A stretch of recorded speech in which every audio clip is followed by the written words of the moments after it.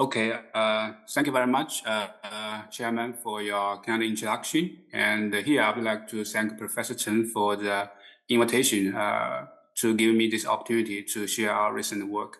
I started to use OpenFOAM about more than 10 years ago when I was a student in Cambridge. And nowadays, most of the students in my team still use OpenFOAM. And sometimes I would like to diversify the numerical tool in the group. But finally, I abandoned these thoughts, and because of many advantages with OpenFOAM. Okay, and so here I will be presenting our recent work about detonation modeling with OpenFOAM. So most of the results in this presentation were carried out by my several postdocs. Okay, so Qiangmen, who is now in Hong Kong Polytechnic University. Ma Jiezhao now is in Beijing Institute of Technology, and Yong Xu now he's a research fellow in Cambridge Campus in Singapore. Okay, so this is my talk. So first I will introduce a little bit about the background for the compressible flows and detonations. I assume in this room not all the people actually have the background of combustion and even detonation. And then move to the numerical methods for OpenFOAM, particularly for the compressible flow modeling and our development in Singapore. And then we will introduce you the results, interesting results for spray detonation regarding the structure and also the geometry breakup effects. And I will also introduce you a little bit about the detonation modeling work from other team, because actually the OpenFOAM community is very dynamic and we help each other. So I would like to also promote their work. Okay. So background, actually, we have the Mach number, and once the Mach number actually is small. Let's say, okay, smaller than 0.5, or it is subsonic, and we have the sonic. And if the Mach number actually is greater than 1, we will have the subsonic. Okay. So once for the compressible flow, this corresponds to a different flow regime, such as the incompressible flow and compressible flow. Okay, so for compressible flow, the fluid density actually will have a significant change. Okay, perhaps caused by the pressure or temperature changes. Compressible flow widely exists in different areas. Okay, such as the aerospace. You see, actually, we have the fighter vehicle here, okay, or turbo machinery, or other energy production technologies. Okay, one of the key aerodynamic feature is the appearance of shock wave. Okay, so this actually a sudden change. We will have sudden change in the flow properties, such as the pressure, the temperature, and also the density. Okay. In case we have the flammable gas in the background, and we will have the coupling between the shock wave and detonation. The reaction, then we will have the detonation. Okay, so detonation actually it is a stream combustion phenomenon. Okay, so we can further look at actually what is the detonation. So this actually it is a combustion wave and occurs via a subsonic exothermic front. Okay, so we will have a composite actually structure, including the shock wave and the reaction zone. Okay, so it is a constant combustion mode with a very high thermal efficiency compared to the conventional deflagrative combustion, such as we have for gas turbine. Okay, so in this case, actually, the shock wave compressed the gas and heated the combustible mixture to the ignition point. So we will have the combustion behind the leading shock. Okay, so in the past, actually, we already have some very classical theory for detonation, such as the CG detonation, or the one-dimensional ZND structure. ZND means actually the Zadovich, the three names of scientists. Okay, Zadovich, Van Neumann, and Doring. Okay, so in this case, actually, we will have the sequence, from the shock initiation to the chemical reactions. Okay, this is for one case, and from the experiments, actually, we also observe some very interesting, multi-dimensional structures. So we call it actually the cell structure you can see from the image. So we can observe very beautiful fish scale-like structures, as you can see from here. Okay, so what is it? Actually, these are the corresponding to the recorded, from the SUT4, okay, by the experimental list. They correspond to the local pressure peak, okay, reflecting the instability and the heterogeneous of the detonation structure, okay. So what is the application, okay, for detonation around us? Okay, so the first one is the propulsion system. So you may heard about actually the pulse detonation engines and the rotating detonation engines. Okay, so these actually are very novel engine concept besides the normal like internal combustion engine and the gas turbine engine. Okay, so here we have a very high energy output and also high efficiency compared to the conventional technologies. So this one. Another application actually it is related to the safety problem, okay, such as mining and demolition, okay. And once we handle the flammable gas, nowadays we are always talking about the hydrogen. Hydrogen actually it is very dangerous. It is very actually easy to be ignited. So we need to consider the probability of detonation for hydrogen, okay.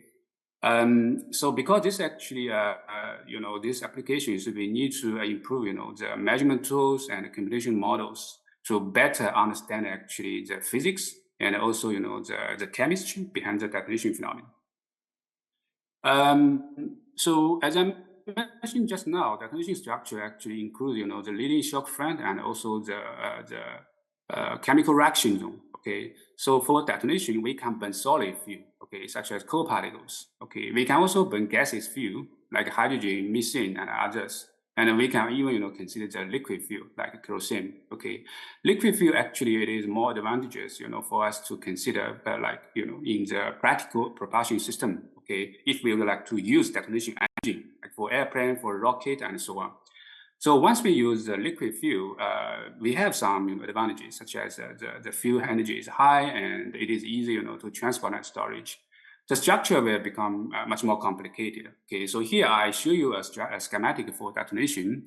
So we first look at these three curves. Okay, so this is a leading shock wave, and the detonation propagates, or it propagates actually from the left to right. Okay, and then follow we have the reaction front. Okay.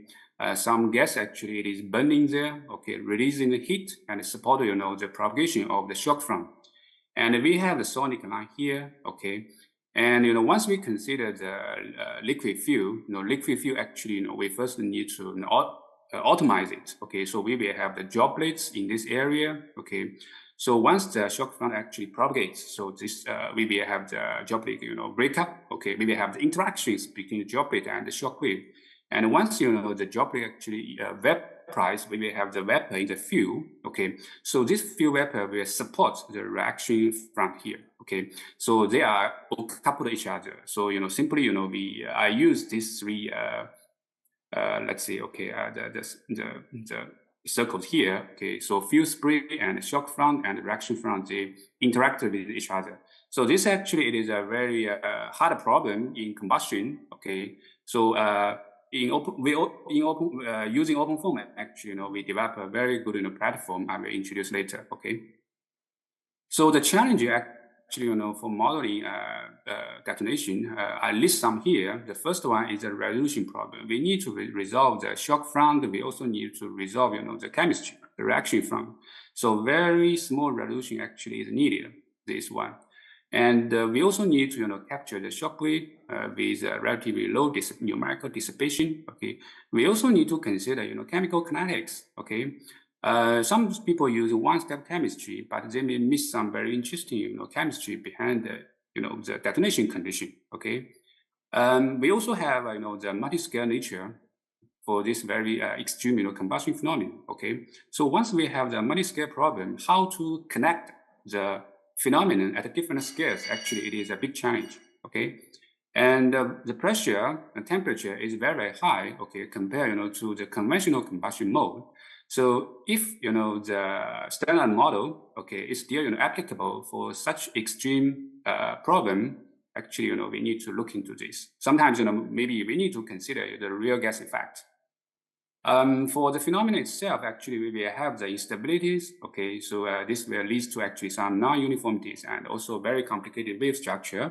Okay, and from the the numerical point of view, we also need to consider like the efficiency and the cost and so on. Okay, yeah, so we need to handle actually all of them. okay, at least some of them, okay. Then we first look at the capability, the existing capability of OpenFOAM in modeling compressible flow, okay. So there is one existing solver, row-central form. I believe most of you actually are already familiar with this, okay. So it is, from the corresponding to the paper by Green Shears, okay. I listed the citation here. It is increasing, quickly, okay. And in this software, actually, we have some good, shock capturing schemes, okay, like the KT model or KNT model, okay. So it is a Riemann solver free, and it is very good, for finite volume method and with low numerical viscosity, okay. So different groups actually they use this platform, or they use this solver to model different problems, okay. Subsonic injector, and also the jet in cross flow, okay, and so on. Yeah, okay. And then back to our problem, because in this talk I've been talking about the liquid fuel detonation. Okay, so it is a two-phase problem. Okay, two-phase flow problem.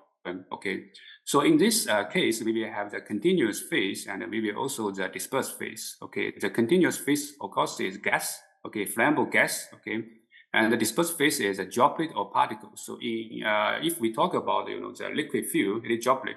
So we will use the Euler-Lagrange method. Okay. So normally, actually, we have the Lagrange method, to model the particles. Here, I also, presented the Eulerian method.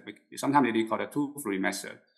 Compared to the two-fluid method, the Lagrange method actually has some advantages. Okay, so it can, model the large particle or small particles. Okay, it can also, consider the two-phase flow regime with different concentrations. Okay, the particles can check individually, as you know, right? So however, we need different models for the forces, okay, for you, and also for other like heat transfer and so on. Okay, so here I listed the only listed the quick governing equations for the particle phase. This is the mass, okay.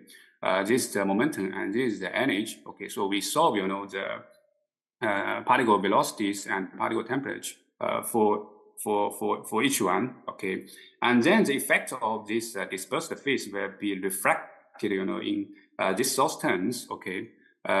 This source term actually, they are from the right hand side of the gas phase equation, okay. So this they are used to model the mass exchange and the moment exchange and also the energy exchange, okay. So these actually are quite standard here, okay. So based on this method, actually, we did some development, okay. So we call it actually the RY row-central form. R actually reacting. Y means the multi-component. Row-central form is the original, let's say, okay, the original solver in OpenFOAM, okay. Aiming to solve multi-phase, multi-species, compressible reacting flows, okay. So there are many modules here, okay. So the first one here is the Eulerian solver for gas phase, and this is the Lagrangian phase. And on them, actually, we have different blocks, okay, different blocks in order to capture both the gas phase and also the Lagrangian phase, okay. So here I list some key features. The first one, it is for two Eulerian Lagrangian method for two-phase flows, okay. And we also have the original features from the row-central form. And we also integrate actually the AMR and also the DAC, okay. This actually they are the contributions from the community, okay. And we also interface the solver with another open source software, Cantera, which will be very useful to update the transport properties and the chemical kinetics, okay. Then in recent years, actually, we further upgraded actually the solver from the dilute particles, okay. When I say dilute, okay, maybe the flow, the particle volume fraction, it is well below 0.1%, okay, to more moderately dense particles, okay. So further actually, extend the capability of the solver for different combustion problems, okay. Yeah, so this actually, are contributed by many students and postdocs I list here, okay. We also tested actually, the scalability of this solver in Fugaku from Japan, okay. So we try our best to push to more than 10K, okay, more than 10K for two-dimensional detonation modeling, okay. Maybe you try, some users actually try more, CPUs for low-centric form, but this actually, this is what we did actually for our solver.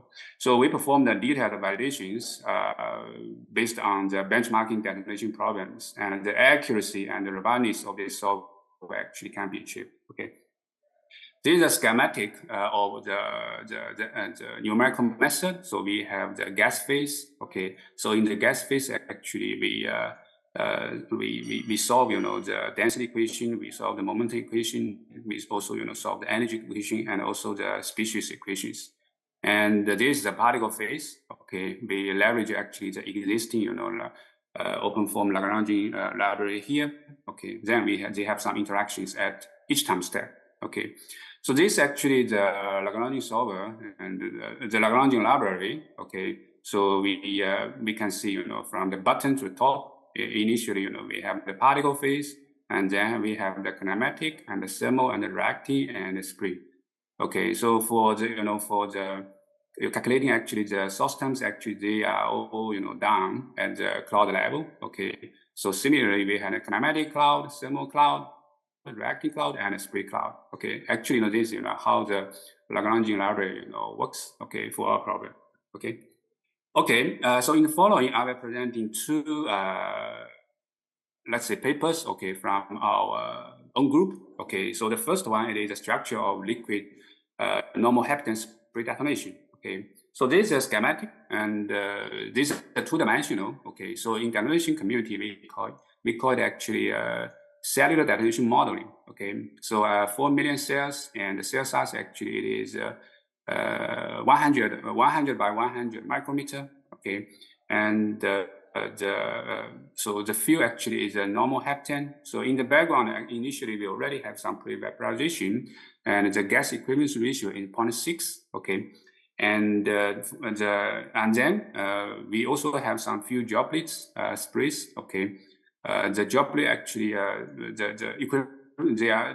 the concentration here, the concentration of the liquid field actually, it is also parameterized by the liquid equivalence ratio. Here we consider 0 to 3.4. When it's 0 means actually there is no any droplet. Okay, there is no any droplet.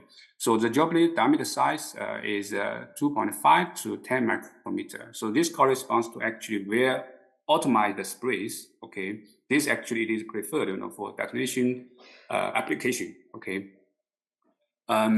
So we consider actually two-step chemistry to simplify the calculation. Okay, and the droplet evaporation model, it is the classic model developed by Sirganano and his co-workers. Okay, so this actually corresponds to our recent work by Men. Okay, so here I show you some results about the detonation speed. Okay, so in this graph, actually you can see it is a diagram, of droplet diameter versus the total equivalence ratio. The total equivalence ratio actually, it is a sum of liquid equivalence ratio and gaseous equivalence ratio. Okay, so the colorful one, okay, are the detonated case, and this one, the hollow one, actually, we have detonation failure due to very high total equivalence ratio to reach here. Okay. Here it is the propagation speed, okay, because it is a combustion wave, so we will have the propagating speed, okay, for this wave, okay.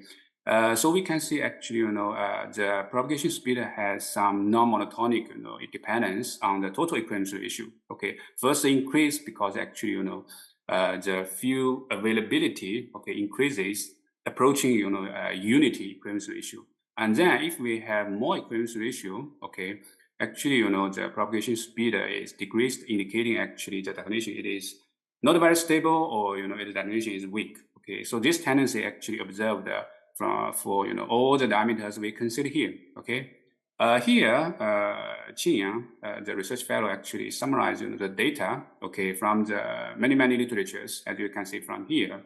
So in this case, actually, you can see for most of them they only consider lean. Okay, so this equivalence ratio, yeah, okay, only lean and a slightly rich case, and most of them actually are monotonic. Okay, so they didn't observe this part because perhaps it is because they do the experiments, and when it is a little bit rich, or when the detonation actually it is very critical, it is not so easy for us to measure the speed. Okay, So this is the structure. I'll first show you the gas properties here. Okay. So we can observe, the detonation structure, including the incident shock and also, the stem here. Okay. For the temperature, we can observe actually it is a very non-uniform. Okay, so the low temperature pockets here, they are from the gas, unbounded gas behind the incident shock. Okay, so these are similar actually to the gases detonation. Okay, gases detonation. So yeah, then for the droplet case, okay. So in this case, actually, droplets play as a moving fuel source to support the detonation wave. Okay, so this is the detonation wave. Okay, so here we have the few droplets, and in the detonated area, we still have quite a lot of droplets. Okay, so they need time to be heated, and they need time, to be fully vaporized. Okay, fully vaporized. And the evaporation property actually it is affected, or here I use the word influenced by the ambient gas, their movement, okay, their temperature rise, and their evaporation property. Okay, we can observe higher heterogeneity here. Okay, so we can see like the fish scale structure distribution of the gases, the gases detonation property. Okay, we can also actually observe non-uniform heating time scale. Okay, and the droplet temperature will be not very uniform here. Okay, and the relaxation time scale will also be different. We analyze different like the different the terms. Okay, or different the heat exchange, moment exchange, and also the mass exchange. As you can see from here, they are quite non-uniform here. Okay, corresponding to the very different relaxation time scale. Yeah, in this case, actually, we don't consider the droplet breakup. Okay, we will further discuss actually in the second part. Okay, if we don't consider, maybe there will be over predict about the post-shock dispersion distance. Okay, yeah. So here I show you one movie here. Okay, so for this part actually, we have the spray, and this is the incident detonation wave. Okay, so this actually, yeah, now the detonation propagates, in the few sprays. Okay, you can see there are some great change, for the peak pressure trajectory for the, the cell size here. Okay, and the temperature also increases, actually, indicating, the detonation propagation. Detonation wave intensity increases due to the vaporization of the normal heptane evaporation ahead of the detonation wave. Okay. Yeah, so here I show you some droplet size effect. So this is actually the initial droplet size 2.5. Okay, the finest case, and this is 5 micrometer, and this is 10 micrometer. You can see actually the droplet. This is the detonation wave. Okay, this is the location of the wave here, and you can see actually the droplet droplet dispersion distance actually becomes shorter. Okay. When the final droplets are considered. Like in this case, actually, majority of the droplets actually they are vaporized immediately behind the detonation wave. Okay, this means that actually most of the droplet or the fuel vapor will contribute towards the detonative combustion at the detonation front. Okay, you can see actually the temperature is higher, and also the heat rate actually it is also high around the reaction front here. Okay, around. And however, for this case, we can see lots of the droplets, appearing behind this shock wave. Okay, and the detonation, the temperature here, the temperature here is quite low. Okay, it is quite low. Okay. There will be some interactions between the triple point and the droplets. Okay, so I take this as an example. We can zoom in here. Okay. So here it is actually the background color here. It is equivalence ratio in the gas phase. Okay, and we also visualize the droplet diameter. Okay, and this is the O2 oxygen mass fraction, and this is the velocity and also the volume fraction. We can see actually this is the transverse detonation. Okay, it is extended from the triple point here. Okay. So we can see actually there are very strong, interaction between the shock structure and the droplets. Okay, And this actually, this actually it is a very small structure here. However, it will lead to, very localized and or even, global droplet redistribution. Okay. So here actually we don't have any droplets. Okay. Then, we will have relatively high oxygen mass fraction. Okay. And because here we don't have any droplets, so we will have we will have no fuel here. Okay, so this actually will directly affect the local combustion phenomenon. Okay, this is the effective. This is the effective equivalence ratio, and this HRR. We can see actually, when the droplet diameter increases. Okay, when the droplet actually increases, most of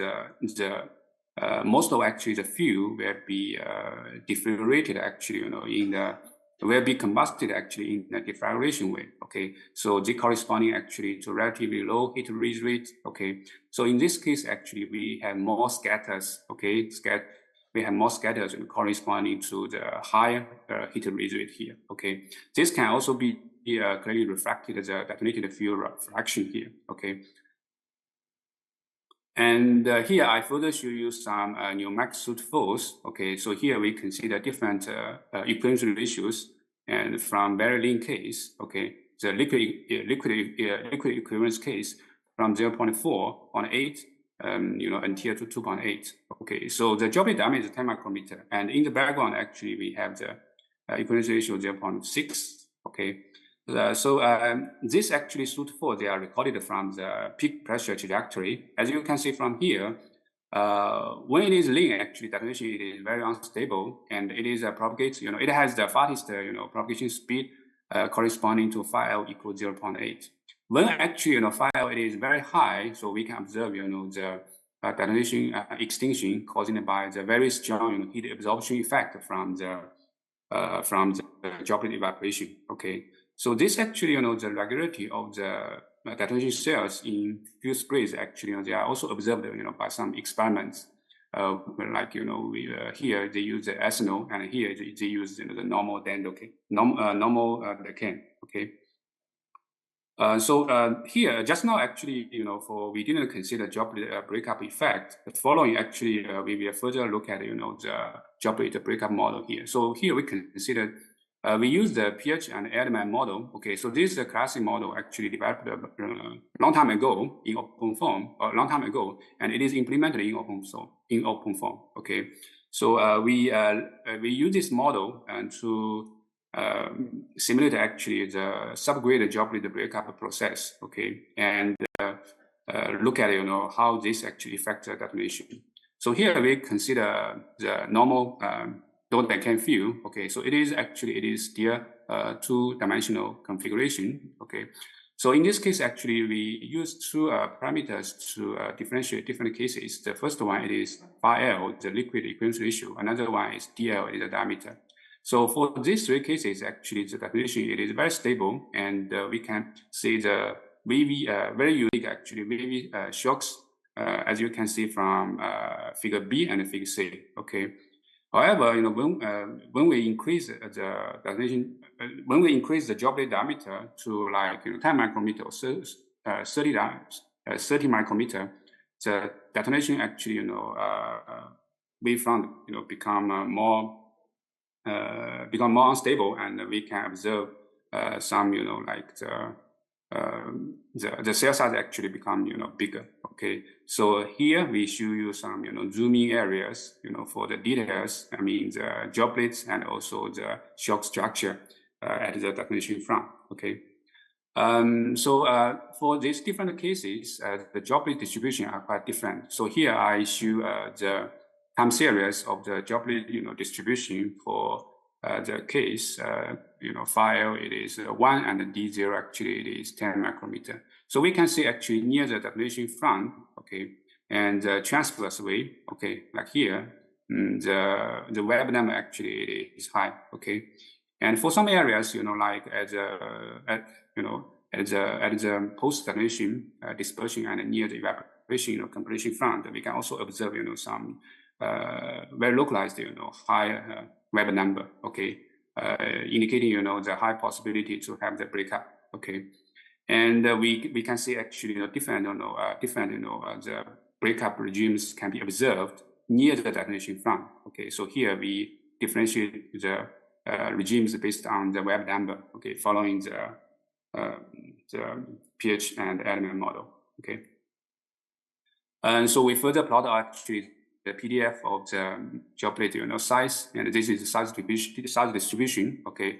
For all these cases, the black one, orange one, red one, and green one, actually, we consider the breakup model. Okay, we can see actually, the PDF increases, okay, until the peak occurs at around like 0.5 or 1 micrometer. It is around here. So this corresponding actually, to the maximum, stable diameter ds. Okay, so basically, in this model, we can look at it in this flowchart, how we model, this breakup process. So initially we have the breakup, and once initially we have the, let's say, okay, the initial droplet, right?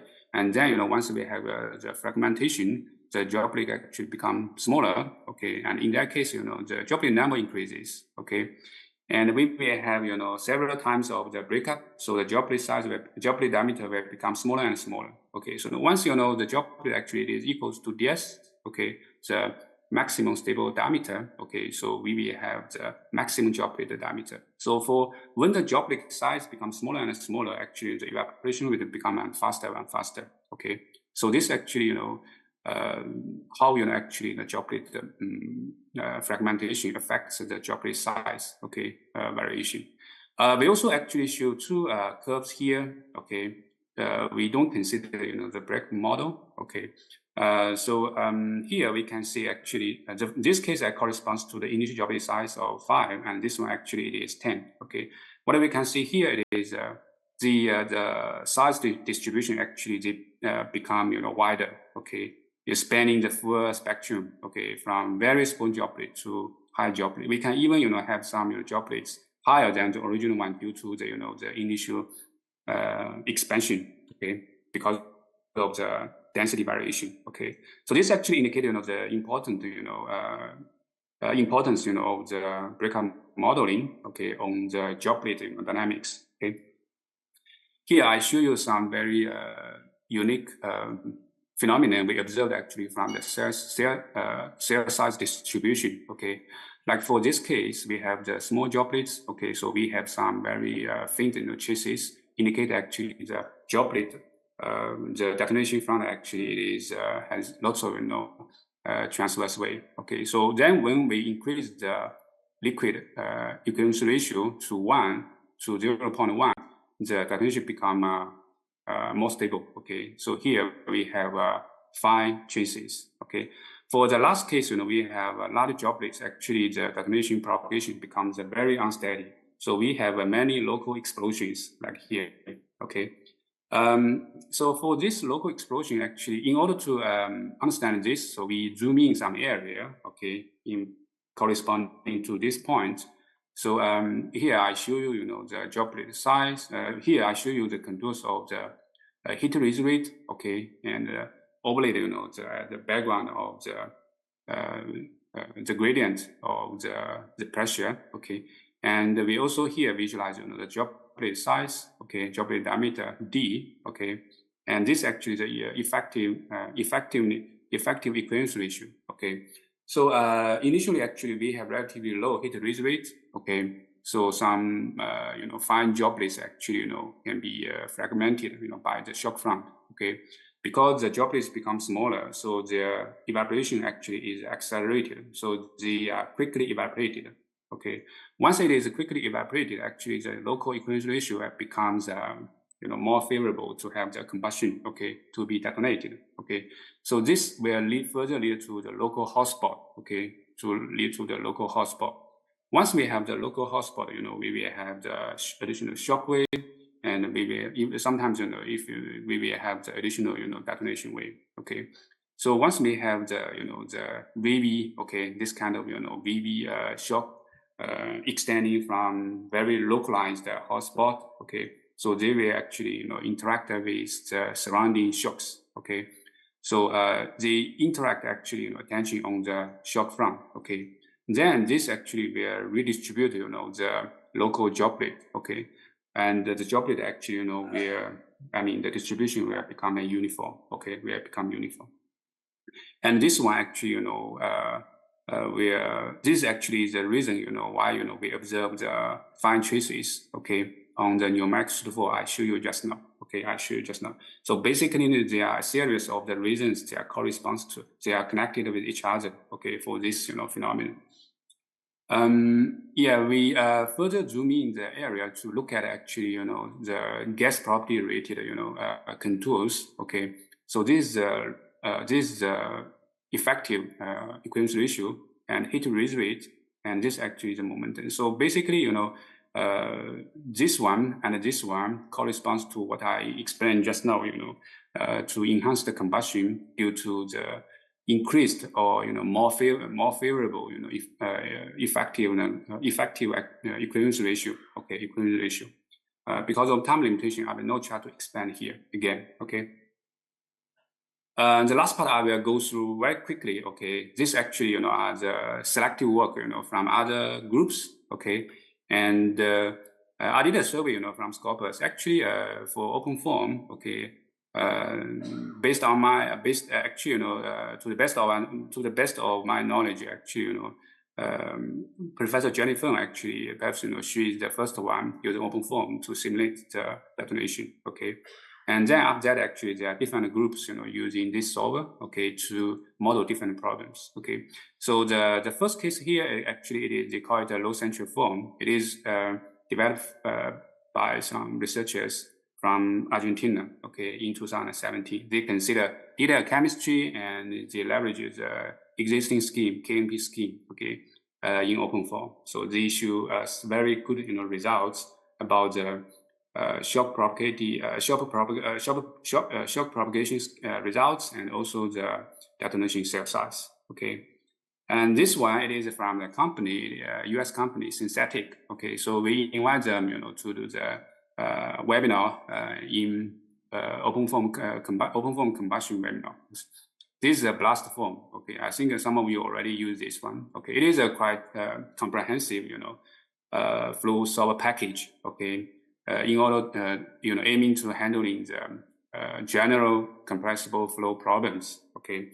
So I think this actually is a very one of the application for their solver is to use the city scale hazard. Okay, like this is actually the blast wave propagating in the community. Okay, and the next one is from the Peking University. They call it a detonation form, and they integrate the AMR and also the DLB, dynamic load balancing. Okay, so they have good results for like the oblique detonation wave, and they also compare the computational efficiency.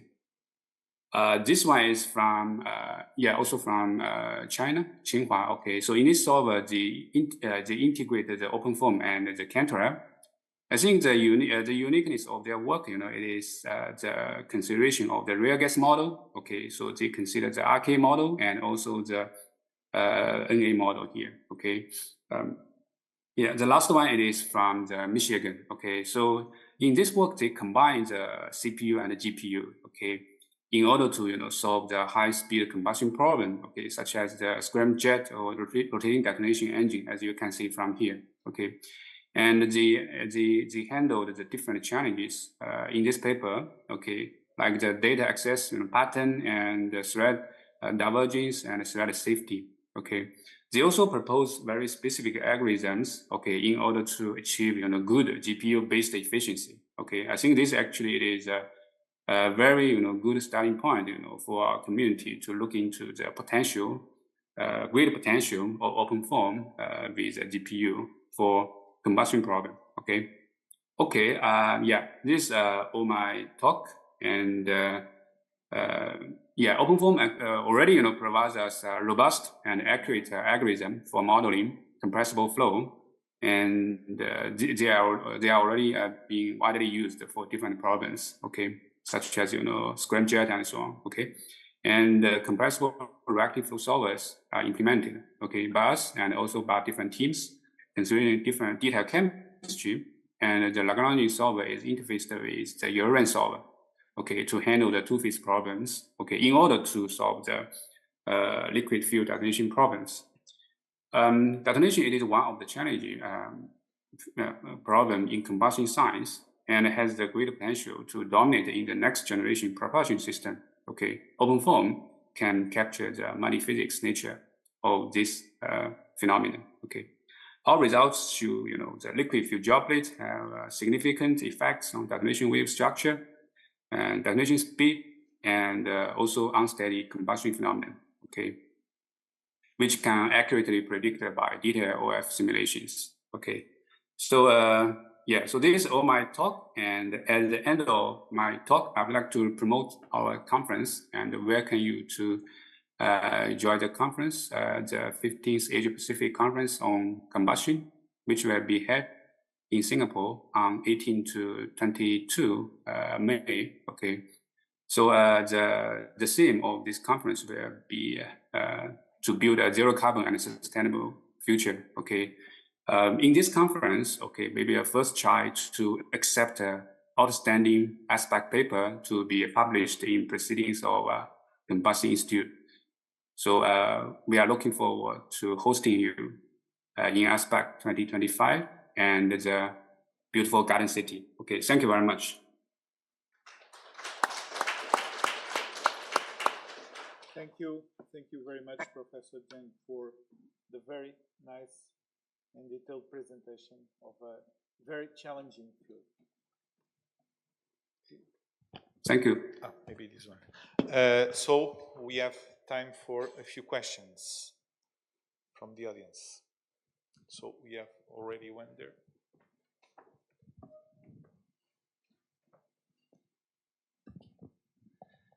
Hello, my name is Francesco Durogno, University of L'Aquila. I actually have two small questions. First of all, the first one is about the liquid phase, so the Lagrangian tracer you implemented. I was wondering if you checked, since I saw very high temperature, if the droplets are in superheated conditions. So I mean, I'm referring especially to the phase transition, phase change, if it happens in superheated condition, basically. And the second one is I'd like to have from you a comment on stability issues that all of us know Rosenthal foam has, especially when we are talking with shock waves, multi-species flow, large density gradient, and stuff like that. Thank you. Okay, thank you very much for your question. The first one about the supercritical phenomenon. Actually, in these two work I presented, we did not consider the supercritical problem. But we already look into this in another problem, also that radial detonation. We found that actually this is supercritical. If you know the droplet will reach the supercritical or not, depends on many factors. And in this case, actually, because the time scale, like heating or evaporation, it is very fast. For most cases, okay, the droplet will not reach the supercritical state. However, okay, if you know in the background, if you know, like, I can give you one example. If you know in the background, actually the fuel vapor concentration is very high, it's already saturated or something like this, and then the droplet, the evaporation actually will be delayed. It will take a very long time to fully evaporize. In that case, perhaps we will have some chance, to reach the supercritical state. Okay, yeah. So in these two results, we don't consider the supercritical. Yeah, but I think this actually it is a very good question, and we already look into this. Okay, yeah. And for the second question, for the second question about the numerical instability, actually, for reactive modeling, particularly for the detonation modeling, the time step it is very, very small. Okay. Like for, it is smaller than 1 nanosecond. Sometimes it is a 0.1 nanosecond. So for that case, actually, based on our experience, we haven't, met, the numerical instability problem, which perhaps, will make the, give us the unphysical, like the oscillations and so on. Yeah. Thank you, and thank you for your very interesting presentation. Thank you. Thanks. So, still have time for one quick question. This one from the audience as well. Good morning, Professor Zhang. Hello, is the solver you use open source? Our role central. It is actually open source, but actually, it is available upon request. Yeah. Okay. Okay, thank you. So, thank you very much. So, let's thank our speaker once again. Thank you. And now it's time for the coffee break. Please enjoy. Thank you again, Zheng. Thank you.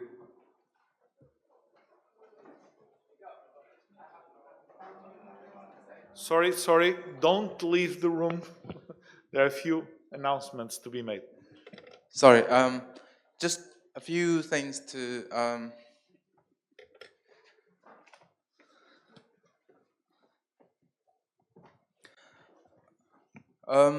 so for the tomorrow afternoon Birds of a Feather session, we have collected a few topics that might interest you. So I would like to ask the people who have proposed the topics to identify yourself, like to come up to the stage and let everyone know your face, and then so they know who to go to tomorrow afternoon. Okay, so could not full. You can still propose your topic, and I think we have 5. Okay, Mark is not here, but I think probably everyone knows Mark. And who else? Do you have the list? Oh yeah, I have the list.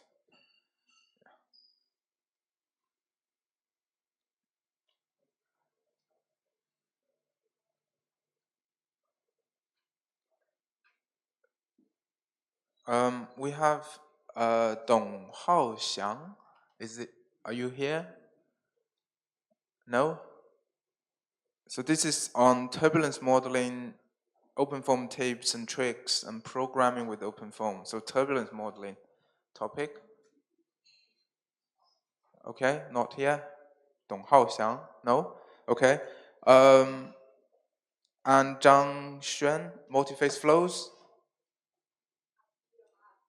Okay, yeah. So okay.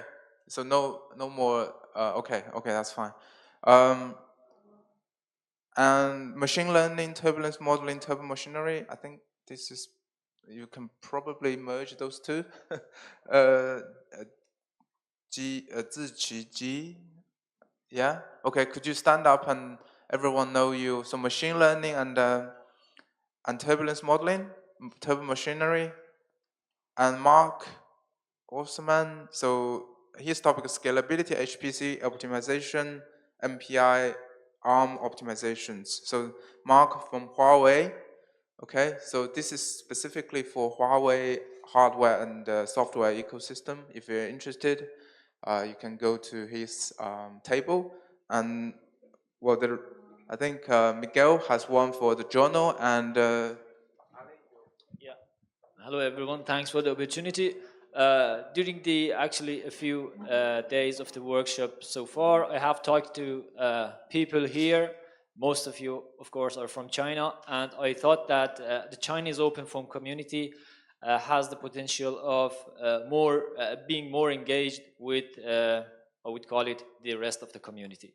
So I was wondering if people are interested in having a birds of the feeder session on new ideas on how to bring Chinese community and connect the Chinese community more with the rest of the community, especially through the training session, through the holding training session, whether online or in person. That's the whole idea. But if you're more than welcome to come to our table and bring your ideas. The output of our session hopefully would be launching a page on LinkedIn so that we continue our connections and bring it to some real event at the end. Thank you. Right, thank you. So I think that's 5, still 5? Yeah, 5 topics. Yeah, 5 topics. So the next thing to announce is we have a best presentation ceremony, so award ceremony, towards the end of tomorrow morning's session. So for those who have presented, you all have a chance to win the best presentation. So please go to room 2 tomorrow morning around 11:50, 12 noon time. So we will have a short ceremony to announce and give the certificates to the best presentations of this workshop. And one last thing, tomorrow, so this is the last session taking place in this main venue. So tomorrow, please go directly to the sub-venue, okay? All the tomorrow morning and afternoon activities are at the sub-venue and also the lunch place, okay? So don't come to this place tomorrow morning, please. Okay, thank you.